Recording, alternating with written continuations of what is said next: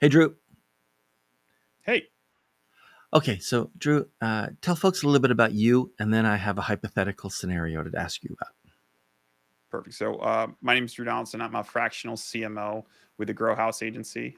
Most of my clients hire me to fix retention. When you Hmm. fix customer and employee retention, you solve a lot of problems, Yeah. especially stagnation. If we can get employees and customers to stay around, then leadership can focus on next year instead of next month. Retention Right. isn't a typical role for a fractional CMO, but marketing absolutely belongs in that space. And my clients are looking for reliable, durable growth, even at high speeds. And that's what retention expertise provides. Right on. Okay, so here's my hypothetical. It's day one. You've signed on to do a 1 year engagement with a client as a Mhm. fractional CMO. Okay. Tell me about some sort of early win that you would try to do in the first 3 months, and tell me about a problem you typically see in the first 3 months, like something wrong that most companies are doing that you would like to take a look at in the first 3 months. So let me answer those in reverse order. Yeah. So usually when we first come in, we're coming into kind of a marketing mess. Mm. A lot of my clients don't have a proper marketing infrastructure, meaning, marketing as a role has been passed down from person to person. Maybe the secretary was doing it at some point, and then the head of new business was doing it at some point. And so they never really got off the ground with a marketing leader that's really leading the charge. And so what ends up happening is the whole system of marketing, they might get lucky here or there. They might have an ad campaign that works or a cold email campaign that Mhm. works, but there's no replication of that because, oh, well, the guy that wrote that campaign that was great, he died 4 years ago. Mhm. And like no one ever came back in. And, it's just been Julie that's been managing it since then. And so a lot of the challenges that I initially face is just getting them to think about marketing as a department in their business and not this, hot potato to pass around. So that's usually the first symptom that we're walking into is Right. that, they have a good product, they have good customers, they have good retention overall. But when it Despite comes their to, marketing. yeah, despite their marketing, exactly. Mhm. So it's like they if we can come in and systematize things within the first 3 months or so, that usually alleviates a lot of the stress, but it doesn't really Right. address the pain. And so most people, when they're looking at hiring a marketing company, the main pain point they're coming to is not actually retention. They're looking at it from the perspective of we need more customers, we need more leads, we need more, we need more, we need more, we need more. And so a lot of times what I try to do in those early days is get them more leads. And by just in the fact of doing that and being able to take them from say one inquiry a week to 10 inquiries a week or 30 inquiries a week, all of a sudden it starts showing the cracks in the rest of their system. And Right. so I kind of treat these engagements as kind of like a blossoming flower, if you will. So it's like, okay, you brought us on because you need more leads. All right, great. Here's more leads. And now you have more leads and you realize your sales system is broken. Okay, let's fix the sales system. Right. Okay, you fix the Yep. sales system. Now you realize you have all these referrals laying on the table that you're not doing anything. Okay, let's fix the referral program. And then, oh, why aren't you getting referrals? Oh, it's because your customers, and then we lead back into the retention. So it's like it just it's you have to selling retention is a very hard thing because it's the kind of thing that everybody no one likes looking in the rear view mirror, which is what Right. retention forces you to do. You're constantly looking at like where's the next sale coming from, not at like, well, how can we fix the systems internally to make sure that we don't need as many leads on the front end. Mhm. Yeah, makes sense. All right. So imagine this. Imagine I'm the CEO at your client's company. Okay. And it's our first day officially now that you're on board. And I say, look, man, you work with a lot more CEOs than I work with CMOs. Mhm. So, as the CEO, is there something I should be doing right now to like sort of maximize our investment in you, or is there something I should stop doing that would keep you from, providing the maximum that you could provide for us? So I think in terms of a lot of what the CEO's role is, especially if they're not heavily involved in marketing. Like clearly, if it's a personality driven brand, and so the Right. leader is a big part of the marketing, that's a little bit of a different story. But assuming it's a traditional CEO who's really just kind of hanging out in the background, making sure the ships, sail on time and all of that, really what it is providing access to the people and resources that I need and making sure that the people that I'm counting on to provide those understand that like the reason we're bringing Drew in is because we're trying to fix this problem. Give him whatever he needs, and whatever he says, you don't necessarily need to run up the flagpole because we've already discussed Right. it. Just take him at his word, and that the reason we hired him is so that I wouldn't have to think about this. Now, in the kind of flip side of what I don't want them to do, a lot of times it's conflicting marketing strategies. So a lot of times the CEO, even if he's not a personality led brand, they still might have things that they like about their current marketing practices that they still want to move forward, but they might not understand all the stuff that's happening on the ground. So like I've had situations where the CEO will call me up and he's like, "Why isn't our Facebook campaign running?" And I'm like, "Because it wasn't working." He's like, "Yeah, but that everybody always commented that they loved those ads." Yeah. And I'm like, "Okay, that's great, but it wasn't actually driving any revenue and you were just wasting money on it. Like you spent $4,000 on Facebook ads and you have 10 leads to show for it. Like that's not a good cost per acquisition." Oh, okay. But then a lot of times what they'll do is they'll kind of circumvent me and they'll go to the person in charge of the Facebook ads and they'll be like, "Hey, turn that ad back on." Like, people, if we're not out there showing our face to people are going to forget about us. So Mm-hmm. a lot of time it's just like trusting that I have your best intention in mind, and that if I'm making a big change in one of your systems or procedures or taking down a campaign or replacing a campaign, I'm doing it for good reason.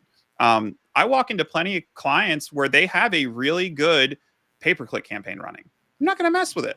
I'm going to Right. leave that puppy alone, right? If you're getting good leads and good traffic from that, I don't care one bit about that campaign. I'm not one of these kind of like dictatorial CMOs that comes in like everything you've ever done is bad, everything I have is good. It's like, no, it's like if you have something working, keep doing it. Like I don't want to get in the way of that. Let me focus on the things that are broken.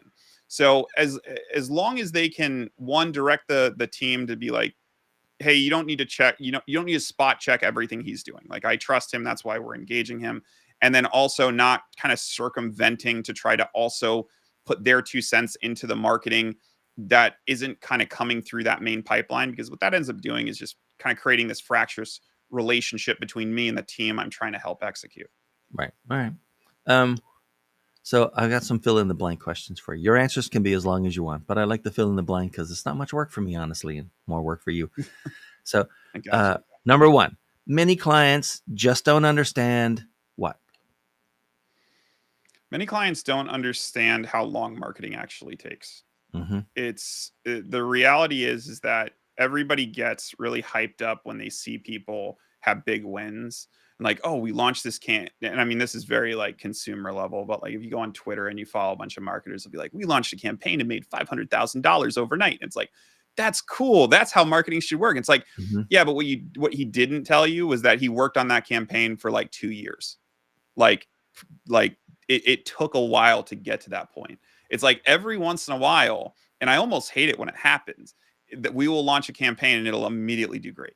Mm-hmm. And so people will have this expectation that's like, oh, well, every marketing activity we do, we should just turn it on and it should just run like, a brand new car. And it's like, no, a lot of marketing is, fixing up a jalopy.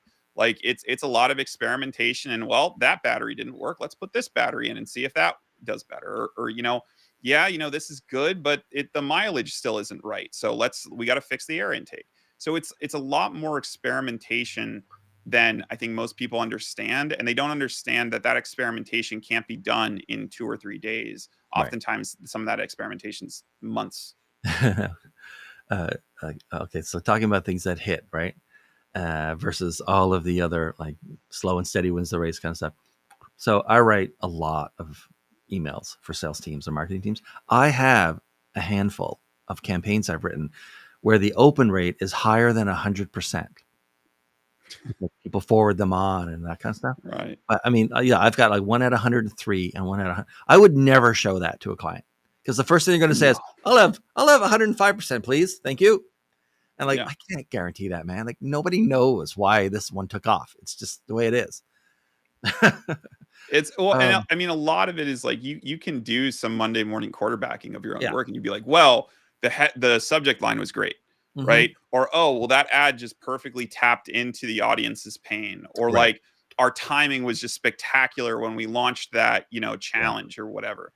But the reality is like it is all Monday morning quarterbacking. Like you Yeah. don't know unless you've done it repeatedly. So like we have one particular ad structure we use for paid media. And the reason why I feel confident kind of gloating, if you will, about the performance of those campaigns is because it's a formula. Mm-hmm. And it that we know for a fact that 8 times out of 10 that formula is going to work, and the 2 times out of 10 it doesn't work, we can change something and make it work. So Yep. it's like it's one of those things that's like I always try to hold back on showing like the best of the best and try like going middle of the road or just setting expectations around the time it takes. And it's like, yeah, listen, lightning can strike twice. Like we could have a campaign that blows up immediately, but most of the time you got to be a little bit patient. Like this is an annual plan. Like this is not a 6-week engagement. So let's take the time we have and really invest it into building the structures that are going to make you profitable long term. Yep. Okay. So another scenario: you're on a screen, you're on a stage, and the 200 and so people in the audience are all fractional CMOs, but they only became a fractional CMO yesterday. They're brand new. Okay. Okay. You're on stage, Okay. and so finish this sentence, folks.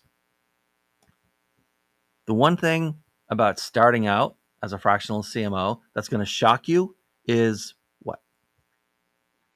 You're charging too little. Okay. What do you mean? Uh, the reality is that, and this goes for any business. I could be talking to bakers or candlestick makers, and it would be the same thing. When people first start out, oftentimes they undervalue the time and effort that they Mm-hmm. put into things because they just want to make Yeah. the sale. And yes, I mean, listen, if you got rent due and that $1,500 is gonna, cover your rent, like do what you Yeah. need to do. But I think as a practice, you need to become really comfortable with consistently increasing your prices until you find the breaking point where people stop saying yes.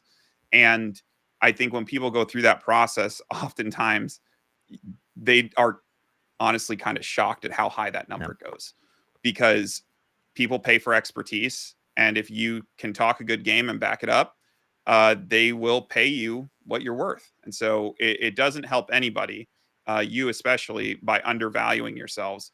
All it does is kick sand in the eye of the guy behind you because now he's going to come in and have to fight twice as hard to get the rate he wants. And it robs your own piggy bank of potential Yep. profit. I've had clients come to me and tell me, "Oh, you're too cheap." I'm like, Yeah. "Great, let's see how you feel about in a year when your renewal's up." You know? Yep. I tell folks in sort of any sort of freelancer or one person business or single shingle business, you can think of, especially for the first few years, you can think of all of your customers as falling into one of four categories. You need one or two keep the lights on customers. They don't spend a lot every month, but you know they're going to need something from you or they're going to pay you for a long time, right? And that's your floor. That means you don't have to worry about, making your mortgage payment or something. There's money coming in. And then you need your logo customers, right? One or more customers that most of your prospects are going to be familiar with. So, if you get a chance to work with Apple or whatever, right? That you're going to have Apple's logo on your website till the end of time, even if it was 30 years ago, right? Because it makes them feel safe. Okay, if Apple will Yeah. hire this guy or this gal, then it's probably safe for me to do it too. In some cases, you might want an education customer. That is to say, there's like a field you haven't got super deep experience in that you've always been interested in. This customer will pay you to whether you're going to tell them or not that you're learning it as you go. You're going to learn as you go, and you're using them to subsidize it. And then everybody else is a retail customer. They buy whatever's deepest in your wheelhouse. They pay retail rates, right? They're your like bread and butter cash cow customers, right? They're not Yeah. expecting anything like really weird or bespoke, and you can just deliver that stuff really efficiently. I said, like, don't think that every customer is the same. You might work for a very tiny number of logo customers or do projects where you break even just because you're going to get tremendous value from having that logo, right? Backing you up for the rest of time. So maybe, whatever, you take a project at Google, just so that you can from then on say, yeah, Google paid me. I was one, I worked with them, right? And so, but you don't want many of them, right? By definition. because you're not making much money on them necessarily. But you want mostly retail. But to get the retail and even the sort of keep the lights on customers, you might need a couple of logo customers. But they're not all the same, and you don't want equal percentage of all of them. You want almost all retail customers. Obviously, they're the most profitable. But you just don't. You don't have to Yeah, treat them like it's it's all like the the same and then Pareto. give everyone the same rate. Yeah, I mean it's the Pareto Yeah, principle, right? Like 80% of your clients should be the ones that are paying the bills, and the 20% of your clients are those experimental yeah, ground floor clients that are like, all right, I'm in a new market. I'm kind of figuring it out. So I'm going to give them a discounted rate because I can't in good conscience charge them, my normal retail rate when I'm kind of playing here. Uh I think the logo customers, the other thing about them is like, even if you start low with them, you have a lot of room to hmm grow. So it's better to build the yeah. relationship and then turn that small Into one project of your with keep the Google lights into on a bigger customers, or project and a at a bigger minimum, right? project. No. Exactly. It's worth like, and this isn't to say like take pity on big Yeah, corporations, like, charge them less. If they can, if you should never be upside down on a no, client like that. That's not even a something that logo customer. No. it's no, not even a logo customer or an experimental customer or anybody, because at the end of the day, that is going to Yeah, reflect in your work because you're not going to be able to yeah. spend the time and effort and resources needed to actually get them the good results. So you should never be upside down. But listen, if Google is a break even customer today, they could absolutely be a retail customer tomorrow if you do a good job. So at least break even on it. Uh, so that Yeah. you can keep the lights No. on and the doors Plus, open. with a small but impressive number of logo customers, you can raise your rates across the board, right? Yeah. Yeah, well, they're Yeah, used to that, right? Like you're going to get far less pushback from Apple when you send them the new yeah, retainer and it has a 20% bump, right. and they've made, a Yeah, billion but dollars you'll off get of less your pushback from efforts. your retail customers because you're like you're Apple class, you're Google class now. So of course, like you charge more. Right. Okay, Yeah. so tell me something that your clients or prospects, like or companies you're talking to, like they talk about in the realm of marketing that you think is completely overrated. SEO. Okay, why is that? SEO is the most overrated form of marketing. So it's in the name. It's search engine optimization. It's an optimization strategy. You're not opening up a new Mm-hmm. channel. You're not, creating a new market. You're not, there's only so much you can do, and what you can do is going to take forever. It's a last stage marketing effort. It's after you have your cold email Yeah, strategy is locked in and your paid media is locked in and your content marketing is locked in, and you have all your pieces on the board and you couldn't possibly do anything else, and you still have $70,000 in your marketing budget, and you're like, what do we do with it? Plug it into SEO. Because at the end of the day, the gains you're going to get on SEO are long-term mm-hmm. gains, and they're fractional gains compared to what you're going to get by having a great paid Right. media outreach strategy, a great cold email outreach strategy, even just general educational content marketing that you can post on social and on your website is going to give you far more in terms of value for your current and prospective customers than going crazy with all of the like backlinking and updates for the SEO on All your right, website. and then what's underrated? So many things. His mind has just been flooded with things to say. Yeah. Companies and I prospects mean, don't talk enough or don't give enough credence to X. I would really say the I'm going to give you Sure. two answers. I'm going to give you the kind of like experimental answer, and then I'm going to give you the what I really think. I think for the experimental, I think people are underutilizing AI and lead gen capabilities.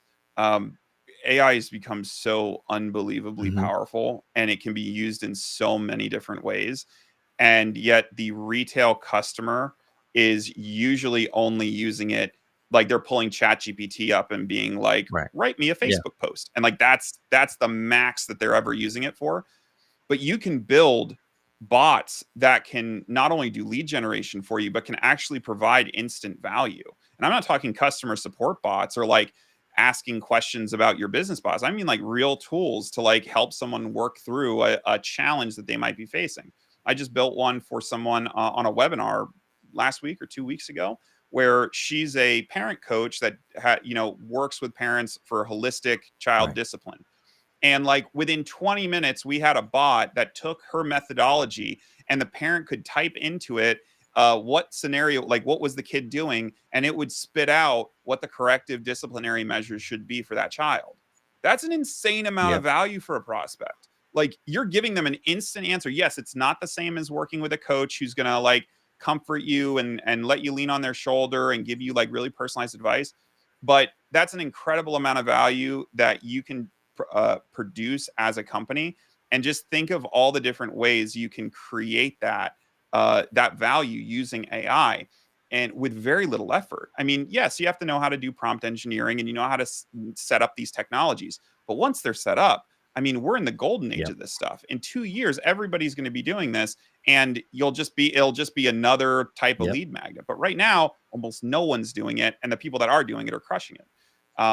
So that's my out there, otherworldly, experimental, far fringe answer. I think in all honesty, cold outreach is really undervalued by the large majority Right. of people because we all get spam emails in our inbox, and everybody deletes them except for the 2 to 3% that don't. And the Right. 2 to 3% that don't is millions of dollars in business.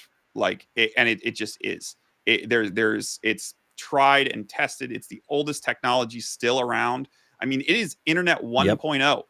The very first version of the internet was like, 3 websites and email. So it's been around forever. It's not going anywhere in the near term. I mean, Slack tried its best to kill it. Now we just have Slack Yep. and email. So it's not going to go anywhere. It's so cheap. Oh my gosh, cold email is. I had until I started doing it in my own business and for clients. I had no idea how cheap it was compared to all the other marketing activities. Like, hiring a content marketer is going to cost you like easily, even an entry level person, it's like 75 Yep. grand a year. You can run cold email campaigns at 500 Yep. bucks a month and make hundreds of thousands of dollars a month off of them. So it's just like, I think there's still this mystique to cold email that a lot of people, when I bring it up, they're like, oh, we don't want to spam people. And I'm like, got to change your mindset around that because you know what, the people that aren't interested are just going to delete it and move on, or they're going to tell you they're not interested and then you don't reach out to Right. them anymore.